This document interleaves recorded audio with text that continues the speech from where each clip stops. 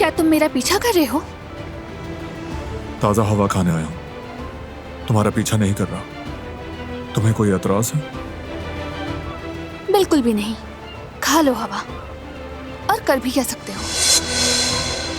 क्या कहा?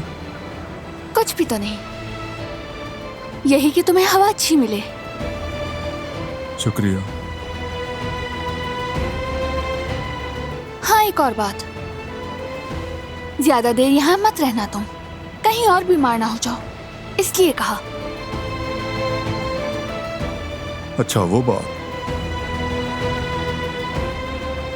माफ कर देना, वो सब जिहान की चाल थी हम दोनों को आपस में मिलाने के लिए। जिहान की? यानी तुम्हें इसका पता ही नहीं था? हाँ, बिल्कुल नहीं। ऐसे बच्चों वाले काम से मेरा क्या ताल्लुक?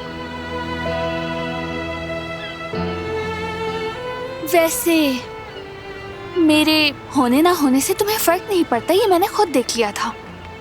नहीं, तुम सामने थी, मेरे फोन में।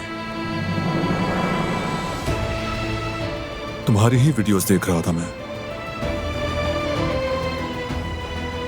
मेरी वीडियोस देख रहे थे?